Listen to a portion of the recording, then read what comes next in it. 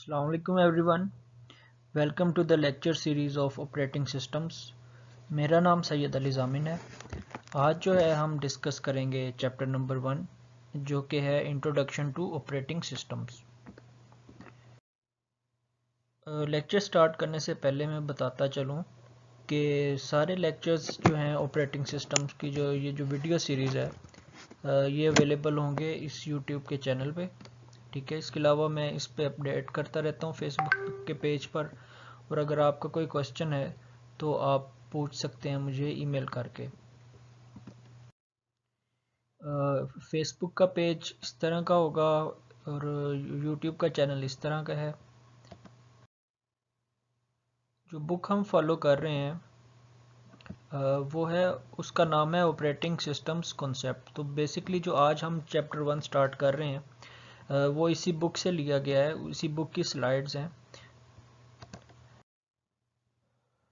अच्छा, आज के जो चैप्टर है उसमें जो हम डिस्कस करेंगे मेनली डिस्कस करेंगे कि ऑपरेटिंग सिस्टम्स क्या करते हैं, कंप्यूटर सिस्टम की ऑर्गेनाइजेशन क्या होती है, कंप्यूटर सिस्टम आर्किटेक्चर क्या होता है, ऑपरेटिंग सिस्टम का स्ट्रक्चर क्या होता है, ऑपरेटिंग सिस्टम के फंक्शंस कौन से होते हैं, for example process management, memory management, data को स्टोर करना। इसके अलावा कर्नल डाटा क्या होता है, कंप्यूटर का कंप्यूटिंग इन्वायरमेंट्स क्या होते हैं, और ओपन सोर्स जो ऑपरेटिंग सिस्टम्स हैं वो कौन कौन से होते हैं। तो ये इस चैप्टर का बेसिकली एक आउटलाइन थी। और ऑब्जेक्टिव क्या है इस चैप्टर के, वो ये है कि आपको बेसिक आइडिया देना कि ऑपरेटिंग सिस्टम का बेसिक एक इंट्रोडक्शन है कि ऑपरेटिंग सिस्टम होता क्या है, फिर आपको एक ग्रैंड टूर करवाना major components of operating systems का। अच्छा जी, जिस तरह हमने लास्ट लेक्चर में भी डिस्कस किया था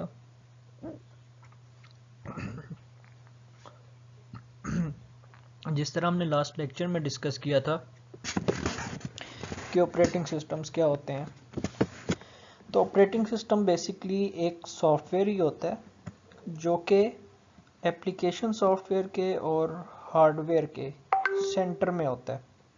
ठीक है, यानी ये जिस तरह हमारे यूज़र के डिफरेंट एप्लीकेशन सॉफ्टवेयर हैं, या गूगल क्रोम है, स्काइप है, या अडोब फोटोशॉप है, अडोब रीडर है, ये जब आपने यूज़ करना है तो ये इससे अगर आपने हार्डवेयर को कंट्रोल करना है या सिस्टम की किसी मेमोरी को कंट्रोल करना है, सीपीयू ने इसको मैनेज करना है, तो उसके लिए कोई ना कोई हमें सॉफ्टवेयर की ज़रूरत होती है जो कि यूज़र की एप्लीकेशंस या रिक्वेस्ट को हार्डवेयर में जो उसने कंट्रोल करना है उसको ट्रांसलेट करे। ठीक है, तो ये जो सेंटर वाला काम है ये काम परफॉर्म करता है ऑपरेटिंग सिस्टम्स। तो लास्ट टाइम भी मैंने बताया था आपको कि ऑपरेटिंग सिस्टम्स की डिफरेंट टाइप्स होती हैं। फॉर एग्जांपल जो फर्स्ट टाइप, डिफरेंट तरह की डिफरेंट ऑपरेटिंग सिस्टम्स होते हैं। एक है मतलब एप्पल का जिसको मैकिनटॉश कहते हैं, फिर इसके अलावा मैक ओएस कहते हैं, इसके अलावा लाइनक्स है, यूनिक्स है, विंडोज़ हैं जो सबसे ज़्यादा यूज़ होती हैं। तो ऑपरेटिंग सिस्टम की ये डेफिनेशन लिखी हुई है कि ये यूज़र के और कंप्यूटर हार्डवेयर के दरमियान में ऑपरेट करता है, एक सॉफ्टवेयर ही होता है ये भी। ये बेसिकली क्या करता है, इसके गोल्स क्या होते हैं कि इसके गोल्स होते हैं कि यूज़र के प्रोग्राम को एग्जीक्यूट करवाना, हमारी जो प्रॉब्लम है उनको इजी करवाना। यानी हमें कोई खुद से कोड नहीं लिखना पड़ेगा, किसी हार्डवेयर को अगर हमने कंट्रोल करना है तो हमें खुद से कोड नहीं लिखना पड़ता, बल्कि हम इंस्ट्रक्शंस दे देते हैं एप्लीकेशन सॉफ्टवेयर के थ्रू, और एप्लीकेशन सॉफ्टवेयर फर्दर जो है ऑपरेटिंग सिस्टम्स के साथ कम्युनिकेट होता है उनका, और वो जो ऑपरेटिंग सिस्टम है वो फिर कम्युनिकेट करता है हार्डवेयर को। ठीक है, तो हार्डवेयर को बेसिकली एफिशिएंटली यूटिलाइज करने के लिए जो सॉफ्टवेयर यूज़ होता है उसको ऑपरेटिंग सिस्टम कहते हैं, एक जेनेरिक सी डेफिनेशन। ठीक है, इसके अलावा कंप्यूटर सिस्टम के स्ट्रक्चर क्या होते हैं, इसमें 4 इसको बेसिकली कंपोनेंट्स में डिवाइड किया हुआ है। पहला जो कंपोनेंट है वो हार्डवेयर है, दूसरा ऑपरेटिंग सिस्टम है, तीसरा एप्लीकेशन प्रोग्राम है, और चौथा जो है वो है यूज़र्स। तो हार्डवेयर में आपको पता है, हार्डवेयर में सीपीयू आ जाता है, मेमोरी होती है, इनपुट आउटपुट डिवाइसेस होती हैं। अच्छा, सेकंड पे ऑपरेटिंग सिस्टम है। तो ऑपरेटिंग सिस्टम्स जैसे मैंने आपको लास्ट टाइम भी बताया अभी कि ये कोऑर्डिनेट करता है यूज़र का हार्डवेयर के साथ, यूज़र की यानी एप्लीकेशंस, यूज़र एप्लीकेशंस का हार्डवेयर के साथ कम्युनिकेशन का जो काम है, कोऑर्डिनेशन का, कम्युनिकेशन का, कंट्रोल का, ये ऑपरेटिंग सिस्टम परफॉर्म करता है। थर्ड जो है कंप्यूटर सिस्टम के जो कंपोनेंट्स हैं या स्ट्रक्चर है, उसमें आते हैं एप्लीकेशन प्रोग्राम। एप्लीकेशन प्रोग्राम वही होते हैं जो हम इंस्टॉल करते हैं मोबाइल पे या डेस्कटॉप पे, for example Adobe Photoshop, paints, WhatsApp, Skype, ये सब एप्लीकेशन प्रोग्राम है। और फोर्थ जो कंपोनेंट होता है वो यूज़र होते हैं। अब यूज़र में लोग भी हो सकते हैं, हम भी यूज़ कर सकते हैं, या मशीन्स भी होती हैं जो इसको कंट्रोल कर रही होती हैं।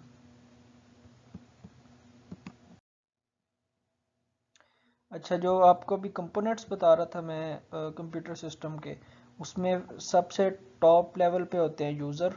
यूज़र जो है वो कंट्रोल करते हैं एप्लीकेशंस प्रोग्राम के थ्रू डिफरेंट चीज़ों को, फॉर एग्जांपल डेटाबेस को, टेक्स्ट एडिटर होता है, असेंबलर कोई हो सकता है, कोई कंपाइलर हो सकता है, ये यूज़र एप्लीकेशंस हैं। ये यूज़र एप्लीकेशंस जाती हैं ऑपरेटिंग सिस्टम के पास। ऑपरेटिंग सिस्टम जो है वो फिर कंप्यूटर की हार्डवेयर को कंट्रोल करता है। तो जी ऑपरेटिंग सिस्टम करते क्या हैं? ऑपरेटिंग सिस्टम्स जो हैं उनके डिफरेंट फंक्शंस होते हैं। सबसे जो इनका मेन फंक्शन है वो ये कि ईज़ ऑफ यूज़, यानी हमारे लिए बड़ा इजी हो जाता है हार्डवेयर को यूज़ करना, कंट्रोल करना, यूज़र फ्रेंडली हो जाती है ऑपरेटिंग सिस्टम्स की वजह से। इसके अलावा वो परफॉर्मेंस को बेटर करते हैं। ठीक है, परफॉर्मेंस कंप्यूटर की बेसिकली हार्डवेयर को एफिशिएंटली मैनेज करते हैं, जिसकी वजह से ओवरऑल परफॉर्मेंस जो है वो अच्छी हो जाती है। इसके अलावा जो मेन फंक्शन है ऑपरेटिंग सिस्टम का वो ये होता है कि रिसोर्सेज को यूटिलाइज करना। रिसोर्सेज को यूटिलाइज करने का मतलब ये है कि जो भी हार्डवेयर में रिसोर्सेज हैं उनका ऑप्टिमल यूजेज जो है उसको इंश्योर करना। ये हम देखेंगे कि रिसोर्सेज कौन सी होती हैं। फॉर एग्जांपल जो मेन रिसोर्स है वो मेमोरी होती है। मेमोरी को, और मेमोरी का जब भी मैं नाम लूँगा मेन मेमोरी का, तो उसका मतलब होगा रैम।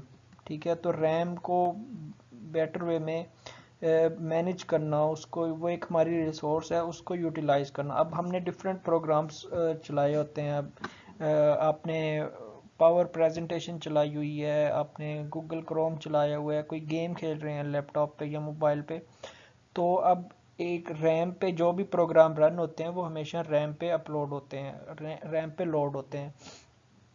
तो रैम का उसका रिसोर्स है वो हमारी, उसको मैनेज करना कि कितनी मेमोरी कौन से प्रोग्राम को देनी है, कौन से प्रोसेस को देनी है, ये काम जो है ऑपरेटिंग सिस्टम करता है। ठीक है, तो ये इसके दो मेन फंक्शन थे। आगे भी हम देखेंगे कि कौन कौन से होते हैं।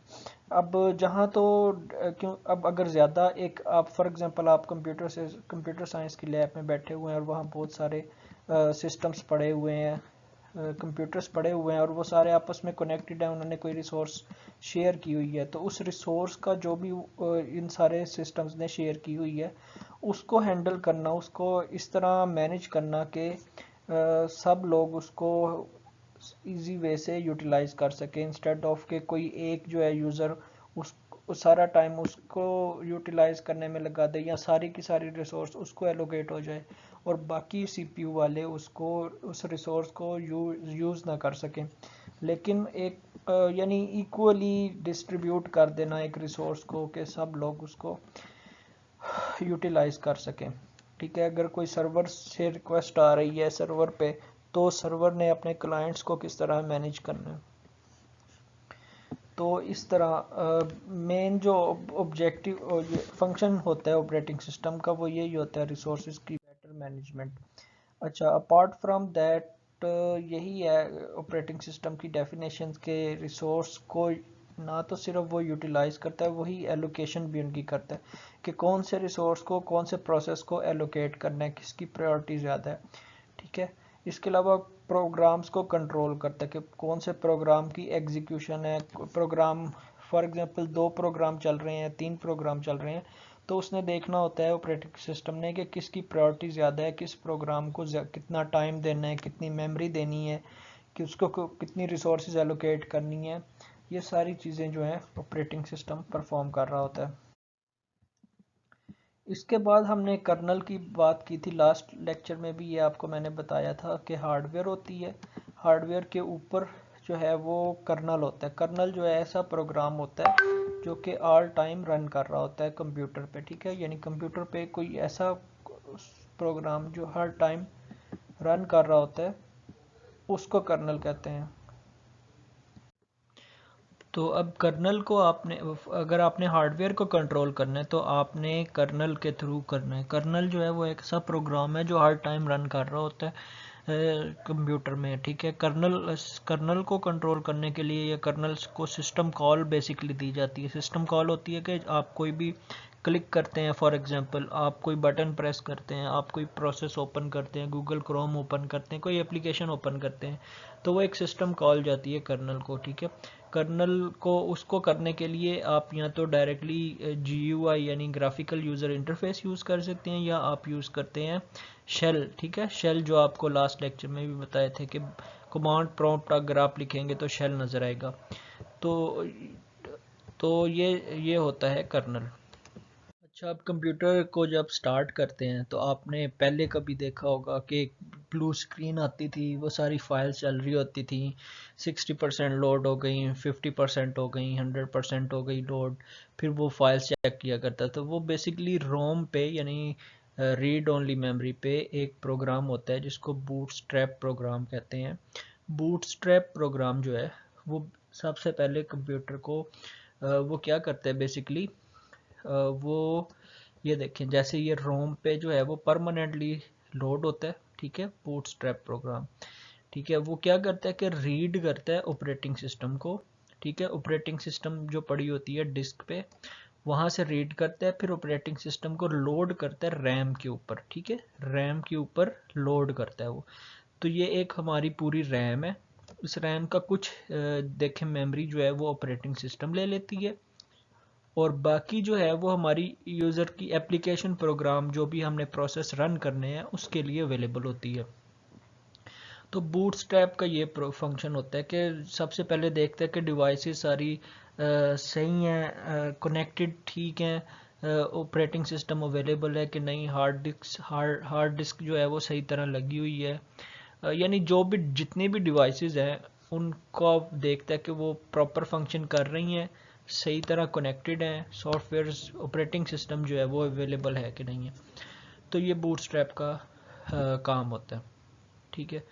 तो रोम वगैरह पी रोम को इलेक्ट्रिकली इरेजेबल प्रोग्रामेबल रोम जो है रीड ओनली मेमोरी, उसको ईपी रोम भी बोलते हैं।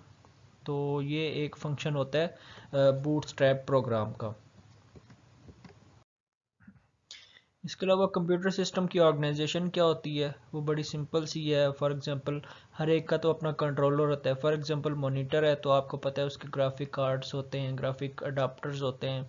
इसी तरह प्रिंटर के कीबोर्ड, ये सारे इनपुट आउटपुट डिवाइसेस हैं, इनको यूएसबी कंट्रोलर इनका एक होता है। इसी तरह हार्ड डिस्क है तो इनका अपना डिस्क कंट्रोलर होता है, सीपीयू होता है। फिर ये सारी चीज़ें जो हैं वो एक मेमोरी के साथ कनेक्टेड होती हैं, क्योंकि इन सबको मेमोरी की ज़रूरत होती है अपनी एग्जीक्यूशन के लिए, फंक्शंस को परफॉर्म करने के लिए। अच्छा, इसके बाद है कंप्यूटर सिस्टम्स के ऑपरेशंस कौन से होते हैं। वो ये होते हैं कि कंप्यूटर सिस्टम ने डिफरेंट जो रिक्वेस्ट होती हैं, डिफरेंट प्रोसेस होते हैं, उनको एग्जीक्यूट करना होता है कंकरेंटली। कंकरेंटली का मतलब ये कि आपने मल्टी प्रोग्रामिंग कर रहे हैं, यानी मल्टीपल प्रोग्राम्स जो हैं वो ओपन किए हुए हैं। तो आपको ये लगना चाहिए, यूज़र को ये लगना चाहिए कि ये सारे प्रोग्राम जो है वो साइमल्टेनियसली एक ही टाइम पे सारे एग्जीक्यूट हो रहे हैं। हालांकि ऐसा नहीं होता। फॉर एग्जांपल एक मिली सेकेंड में कोई एक प्रोग्राम चल रहा है, अगले मिली सेकेंड में दूसरा प्रोग्राम चल रहा है। प्रोग्राम से मेरा मतलब ये कि गेम खेल रहे हैं कोई, आपने जो भी आपने डिफरेंट एप्लीकेशंस ओपन की हुई हैं वो चल रही हैं, तो वो कंकरेंटली जो है वो उसको मैनेज करना कंप्यूटर सिस्टम के ऑपरेशंस में आता है। इसके अलावा बफर होते हैं जो डाटा को, लोकल बफर्स होते हैं जो कि डाटा को टेम्परेरीली स्टोर करते हैं। उसके अलावा इंटरप्ट को हैंडल करना, डिवाइस कंट्रोलर जो है उस इंटरप्ट को हैंडल करना। अब इंटरप्ट्स क्या होती हैं, ठीक है, ऑपरेटिंग सिस्टम में इंटरप्ट्स जो हैं वो बड़ी इंपॉर्टेंट होती हैं। इंटरप्ट होती है, इसको आसान अल्फाज में आपको ये बता देता हूँ कि अच्छा ऐसे करते हैं कि आप मोबाइल पे गेम खेल रहे हैं और एक कॉल आ जाती है, ठीक है। तो कॉल बेसिकली आपकी मोबाइल की जो गेम है वो रुक जाएगी और आपको कॉल नज़र आना शुरू हो जाएगी कि इस बंदे की मुझे कॉल आ रही है। तो वो जो कॉल आती है उसको कहते हैं कि वो इंटरप्ट आ गई है, ठीक है। इंटरप्ट क्या होती है कि कोई भी डिवाइस है, ये डिफरेंट डिवाइसेस हैं, ठीक है, कोई भी मतलब इनपुट आउटपुट डिवाइसेस हैं कोई भी, ये आपका इंटरप्ट कंट्रोलर लगा होता है सीपीयू में, कंप्यूटर में। तो ये क्या करेगा कि डिवाइसेस इंटरप्ट जनरेट करेंगी और इंटरप्ट जाएगी इंटरप्ट कंट्रोलर के पास। इंटरप्ट कंट्रोलर क्या करता है, अब इंटरप्ट कंट्रोलर कहता है कि अच्छा जी एक कोई इंटरप्ट आ गई है मेरे पास, और सीपीयू अगर कोई कंप्यूटर कोई पहले से कोई काम कर रहा था लेकिन आपने कोई नई इंटरप्ट जनरेट कर दी है। वो आप देखते हैं कि जब आप मल्टीपल प्रोग्राम्स ओपन करते हैं फिर क्लिक करते रहते हैं तो एक थोड़ी देर के लिए कंप्यूटर जो है हैंग हो जाता है, स्टक हो जाता है। तो वो ये होता है कि वो इतनी सारी इंटरप्ट्स आती हैं तो वो देखता है कि अपना जो भी मेन प्रोग्राम वो एग्जीक्यूट कर रहा है उसको स्टॉप करके उसने अगली इंटरप्ट को देखना होता है। वो इंटरप्ट अभी वो एड्रेस हुई नहीं होती, आप अगली इंटरप्ट जनरेट कर देते। जब आप मल्टीपल इंटरप्ट जनरेट करते हैं तो सीपीयू की ओएस की वो कैपेसिटी नहीं होती कि वो उन सबको साइमल्टेनियसली हैंडल कर सके, अगर वो उसकी परफॉर्मेंस अच्छी नहीं है, एफिशिएंट नहीं है। तो खैर अभी इसमें क्या है, इस डायग्राम में क्या, इंटरप्ट कंट्रोलर एक इंटरप्ट बताएगा तो ये डिसेबल कर देगा। डिसेबल का मतलब है कि अगर सीपीयू पहले कोई ऑपरेशन अपने मेन फंक्शन परफॉर्म कर रहा था वो नहीं करेगा बल्कि इंटरप्ट को हैंडल करेगा, ठीक है। तो इवेंट्स, इसको इंटरप्ट कह लें या इवेंट्स, जो इससे थोड़ा एक ब्रॉडर डेफिनेशन है। इन इवेंट्स होते हैं, इवेंट्स में आगे को फर्दर दो तीन टाइप्स में डिवाइड किया जाता है जिसमें इंटरप्ट्स होती हैं, ट्रैप्स होते हैं, एक्सेप्शंस होती हैं। एक्सेप्शंस यानी कोई एरर आ गया, आपने किसी चीज़ को ज़ीरो से डिवाइड कर दिया, टू को ज़ीरो से डिवाइड करें तो ये इन्फिनिट ये आंसर आता है। तो इन्फिनिटी जो होती है वो एग्जीक्यूट नहीं हो सकती, तो इसको एक्सेप्शन हैंडलिंग भी, फिर आपने जावा में भी पढ़ा होगा या कंप्यूटर प्रोग्रामिंग फंडामेंटल में भी पढ़ा होगा एक्सेप्शंस को किस तरह हैंडल किया जाता है। तो इसके अलावा इंटरप्ट जो है वो ऐसे होती है कि कंप्यूटर सीपीयू जो है वो मेन कोई प्रोग्राम एग्जीक्यूट कर रहा है, ये मेन प्रोग्राम एग्जीक्यूट कर रहा है, थोड़ी देर बाद एक इंटरप्ट आती है। सीपीयू यहाँ देखें ये मेन प्रोग्राम एग्जीक्यूट नहीं हो रहा, ठीक है, बल्कि क्या हो रहा है, इंटरप्ट को वो हैंडल कर रहा है। इंटरप्ट हैंडल जब हो जाएगी उसके बाद कंप्यूटर जो है अपना मेन प्रोग्राम एग्जीक्यूट करता रहेगा, ठीक है। या इस तरह आप कर लें कि आपने वर्ड फाइल एक ओपन की हुई है, वो काफ़ी देर से ओपन है, लेकिन अब आपने अचानक से कोई और इंटरप्ट जनरेट कर दी है, ठीक है, आपने म्यूज़िक चला दिया तो वो अब म्यूज़िक वाली फ़ाइल को देखेगा कि मैंने अच्छा उसको ओपन करना है, तो वो उसको ओपन करेगा, फिर बाद में अपना प्रोग्राम चलता रहेगा। ये दो मोड हैं आपको मैंने बताया हुआ है कि मेनली दो मोड्स होते हैं, एक यूज़र मोड होता है, एक कर्नल मोड होता है। कर्नल मोड इज़ ऑलवेज ऐसा प्रोग्राम होता है जो ऑलवेज रन कर रहा होता है सिस्टम्स पे। यूज़र मोड जो होता है वो कभी कभी जब रन करता है तो वो एक इंटरप्ट जनरेट करता है। अब ये यूज़र मोड था, इसने कोई प्रोग्राम जो है वो एक्सेप्शन आ गई, यानी एक्सेप्शन कोई ज़ीरो से डिवाइड हो गया, तो ठीक है, वो अब क्या करेगा, सीपीयू कर्नल मोड क्या करेगा, जो ऑलरेडी जो एग्जिस्टिंग प्रोग्राम है जो एग्जीक्यूट हो रहा था उसको किसी जगह सेव करेगा, एक्सेप्शन को वो पहले हैंडल करेगा, एक्सेप्शन को हैंडल करके जो भी आपने इंटरप्ट जनरेट की हुई है उसको वो पहले हैंडल करेगा, ठीक है। बाद में वो दे देगा यूज़र को कि ये लो जो तुम इन रिज़ल्ट चाहते थे वो ये हैं। उसके बाद सीपीयू करेगा, वो एड्रेस पे जाएगा, प्रोग्राम काउंटर एक एड्रेस होता है, प्रोग्राम कंट्रोलर जो होता है वहाँ एड्रेस पड़ा होता है कि अच्छा कौन सा प्रोग्राम मेन फंक्शन चल रहा था। तो वो मेन फंक्शन को या मेन प्रोग्राम जो पहले हमने चल रहा था, जो यानी इंटरप्ट आने से पहले या एक्सेप्शन आने से पहले चल रहा था प्रोग्राम, फिर उसको एग्जीक्यूट करेगा, रीस्टोर करेगा जो भी प्रोसेस था और फिर उसको एग्जीक्यूट करना शुरू कर देगा, ठीक है। तो इस तरह एक प्रोसेस हैंडल होते हैं। अगेन कोई दोबारा एग्जांपल देख लेते हैं कि डिवाइस है, इसने इंटरप्ट जनरेट की तो बेसिकली उसने एक इंटरप्ट सर्विस रूटीन बना दी। इंटरप्ट सर्विस रूटीन जो है वो इंटरप्ट्स को हैंडल करती है। अब इंटरप्ट सर्विस रूटीन ने कहा कि ये जो इंटरप्टेड टास्क था, यानी जो पहले से कोई टास्क परफॉर्म हो रहा था, आप फॉर एग्जांपल गेम खेल रहे थे, वो गेम इंटरप्टेड टास्क है, उसको उसने साइड पे कर दिया है। उसने कहा कि पहली प्रायोरिटी जो है वो कॉल की थी, मोबाइल पे अगर कॉल आई है तो उसकी कॉल की थी, तो न्यू हाई प्रायोरिटी टास्क आ गया, पहले इसको एग्जीक्यूट करो, ये एग्जीक्यूट होगा तो बाद में इसकी प्रायोरिटी आएगी। ठीक है। अच्छा, इसके बाद है इंटरप्ट वेक्टर्स।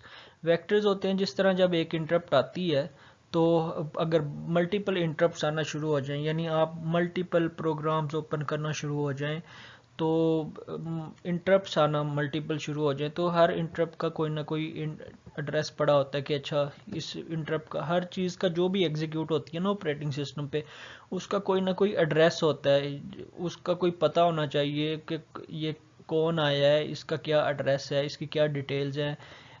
वो जो डिटेल्स है ना वो इंटरप्ट वेक्टर में स्टोर होती हैं। ठीक है। अब ये एड्रेस है हर एक का।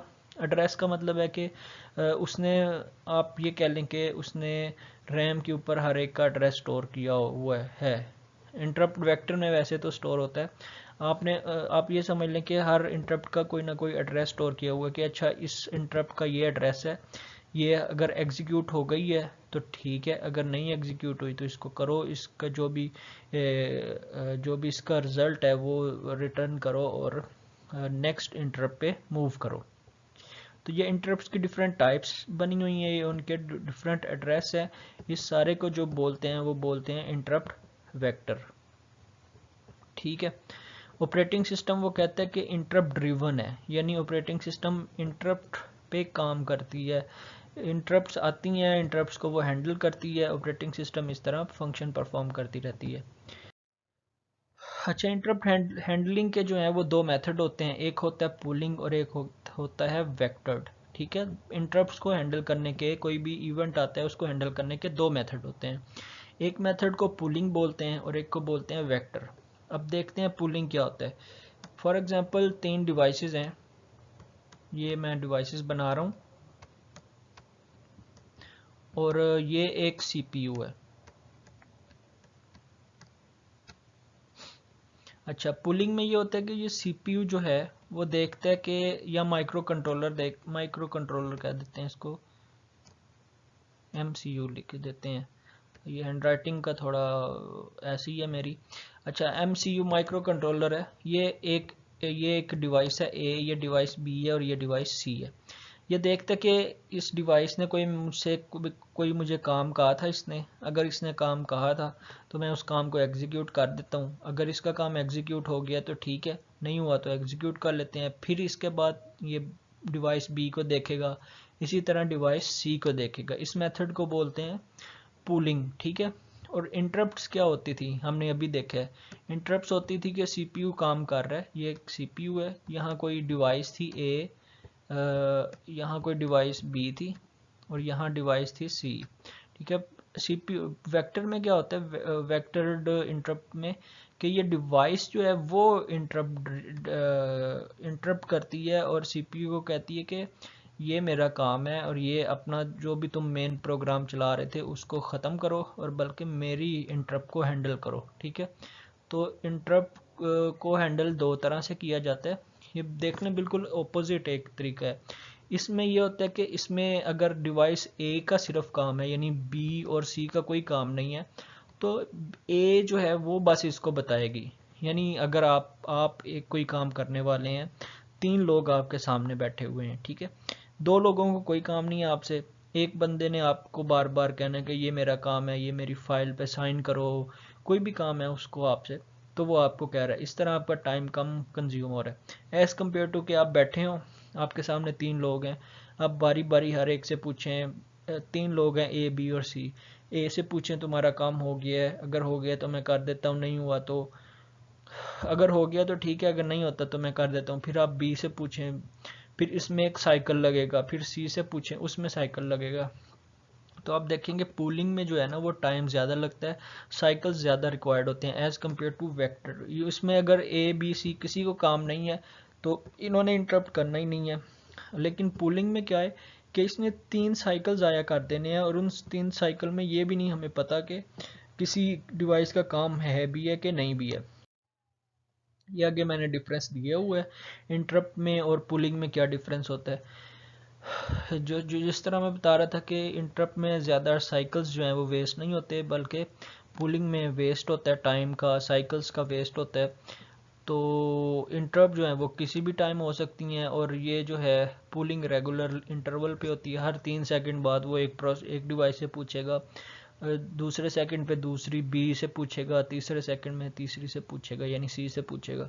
तो ये आपने डिफरेंस देख लेना है कि ये इंटरप्ट का और पुलिंग का क्या डिफरेंस होता है। अगर आपने ये पढ़ना है तो आप वीडियो को पॉज करके इसको पढ़ सकते हैं। अच्छा, इसके बाद है इनपुट आउटपुट का स्ट्रक्चर क्या होता है। उसमें मेन 2 चीज़ें हैं। एक है जी ये सिस्टम कॉल। सिस्टम कॉल आपको मैंने बताई है कि एक यूज़र मोड होता है, ठीक है, एक होता है कर्नल मोड। तो सिस्टम कॉल जो है वो हमेशा क्या होती है, यूज़र मोड से आती है कर्नल मोड में। कर्नल मोड उस सिस्टम कॉल को हैंडल करता है, और हैंडल करने के बाद यानी अगर आपने कोई फ़ाइल ओपन करनी है तो आपने एक फंक्शन कॉल होगी यूज़र मोड से कर्नल मोड में। कर्नल मोड वो फ़ाइल ओपन करेगा और उसके बाद रिटर्न कर देगा, यानी सिस्टम कॉल वापस चले जाएगी यूज़र मोड के पास। तो ये डिवाइस स्टेटस टेबल जो होता है इसके पास डाटा होता है कि कौन सी डिवाइस का क्या एड्रेस है, उसकी टाइप क्या है, उसका काम हो गया कि नहीं, उसका स्टेटस क्या है। हर डिवाइस का स्टेटस कि क्या ये डिवाइस एग्जीक्यूट कर रही है, रेडी है नहीं रेडी, हर डिवाइस का एड्रेस होता है। इसके बाद ये बड़ा सिंपल सा है, आपको पता है कि स्टोरेज डेफिनेशन, स्टोरेज क्या होती हैं, ये जो मेमोरी रैम होती है वो किलोबाइट, मतलब हम कहते हैं ना 512 MB की ये रैम है, ये 4 GB की रैम है, 8 GB की रैम है। तो ये डिफरेंट आपको किलोबाइट्स बाइट सब चीज़ों का पता है। तो इनको भी मेंटेन करने की ना एक हायरार्की होती है जिस तरह। खैर उससे पहले आपको बता दूं कि जो रैंडम एक्सेस मेमोरी जो होती है, रैम जिसे बोलते हैं, ये इसको मैं जब भी बोलूँगा ना मेमोरी, या मैं मेमोरी का या मेन मेमोरी का वर्ड यूज़ करूँगा तो उसका मतलब रैम होगा। रैम ये होती है कि रैम पे सारे प्रोग्राम जो हैं, जो भी प्रोसेस चलने होते हैं वो आगे स्टोर होते हैं और फिर चलते हैं। और रैम जो है मोस्टली वोलेटाइल ही होती है, ठीक है, यानी लाइट चले जाएगी तो बंद हो जाएगी। जब आपका लैपटॉप चल रहा है तो उस पर डाटा स्टोर रहता है, जब आप लैपटॉप ऑफ कर देंगे तो रैम से डाटा सारा रिमूव हो जाता है क्योंकि वो वोलेटाइल होती है। फिर जब आप लैपटॉप को स्टार्ट करेंगे तो पहले बूटस्ट्रैप चलेगा, बूटस्ट्रैप जो है वो ऑपरेटिंग सिस्टम को लोड करेगा रैम के ऊपर। फिर आप जो भी प्रोसेस सबसे पहले एप्लीकेशन प्रोसेस चलाएंगे वो रैम के ऊपर लोड होगा। यानी आपने सबसे पहले वो गूगल क्रोम ओपन कर दिया तो सबसे पहले आपकी रैम के ऊपर एक तो ऑपरेटिंग सिस्टम चल रहा है, और दूसरी चीज़ कौन सी लोड हो जाएगी, और गूगल क्रोम लोड हो जाएगा। इसके अलावा इसको प्राइमरी स्टोरेज भी बोलते हैं। सेकेंडरी स्टोरेज जो डिवाइसेस होती हैं वो नॉन वोलेटाइल होती हैं, जिस तरह हार्ड डिस्क होगी। हार्ड डिस्क में क्या होता है कि वो नॉन वोलेटाइल होती है, यानी लाइट चली जाए, आप लैपटॉप ऑफ कर दें तो भी डाटा आपके मोबाइल में लैपटॉप में सेव रहता है, ठीक है। अब डिस्क को जो है सेक्टर्स और ट्रैक्स में डिवाइड किया जाता है। अच्छा, डिस्क में भी अब फर्दर जो इम्प्रूवमेंट्स आ गई हैं वो SSD आ गई हैं। अब जब आप लैपटॉप लेने जाएं तो आप हमेशा प्रेफर करते हैं SSD को एज़ कम्पेयर टू जो पुराने वाली होती थी डिस्क कंट्रोलर के थ्रू जो यूज़ होती थी ना हार्ड डिस्क वगैरह, तो उनकी परफॉर्मेंस अच्छी है। अब ये पुराने वाली हैं, इस पूरे को बोला करते थे सेक्टर, ठीक है, और उसमें से हर सेक्टर को फर्दर डिवाइड हर सेक्टर को फर्दर डिवाइड किया जाता था ट्रैक्स में। तो ये एक ट्रैक हो गया। इस तरह ये SSD इस तरह की होती हैं, हार्ड डिस्क जो है ये पुराने वाली इस तरह की होती थी। इसके अलावा कैशे मेमोरी होती है। कैशे मेमोरी के भी 2-3 लेवल होते हैं। कैशे मेमोरी जो है वो CPU के अंदर होती है, और रजिस्टर्ड होते हैं, और CPU कैशे मेमोरी होती है। कैशे मेमोरी जो होती है वो फ़ौरन एक्सेस हो जाती है, उसकी एक्सेस जो है वो ही उसकी कीमत को बढ़ाती है, हालांकि उसका साइज़ कम होता है। For example cache memory normally 2 GB तक की होती हैं या इससे कम ही होती हैं। लेकिन उनको एक्सेस करने का टाइम जो है वो बहुत कम होता है as compare to main memory की। और मेन मेमोरी को भी, मेन मेमोरी से मतलब रैम, और रैम के बाद जो होता है वो होता है मेन सेकेंडरी मेमोरी या स्टोरेज डिवाइसेस, जिस तरह हार्ड डिस्क वगैरह होगी। तो कैशिंग जो होता है कॉपिंग information into faster storage system. तो इसका मैं आपको भी कोई ये है, हाँ जी, सबसे जो हाई स्पीड है ये रजिस्टर होती है, लेकिन इनका डाटा मेमोरी साइज़ कम होता है। उसके बाद कैशे मेमोरी होती है, इनके भी डिफरेंट लेवल होते हैं, लेवल 1, लेवल 2, लेवल 3। इसके अलावा मेन मेमोरी रैम को बोलते हैं। सॉलिड स्टेट डिस्क ज़्यादा अच्छी होती हैं। अब उसके बाद हार्ड डिस्क होती थी, उससे पहले ऑप्टिकल डिस्क होती थी, और फिर मैग्नेटिक टेप्स हुआ करती थी। तो ये स्टोरेज डिवाइसेस की एक हायरार्की है। कैशे मेमोरी इस तरह की होती है, तो बड़ी फास्ट होती है, साइज़ कम होता है, रिप्लेस भी हो सकती है, आप इसको, इसका साइज़ कम ज़्यादा भी करवा सकते हैं। कैशे मेमोरी बेसिकली क्या होती है, अगर सीपीयू को कोई डाटा चाहिए, ठीक है, तो वो सबसे पहले कैशे मेमोरी में आता है। कैशे मेमोरी में वो डाटा ढूंढता है, एड्रेस लगा के डाटा ढूंढता है।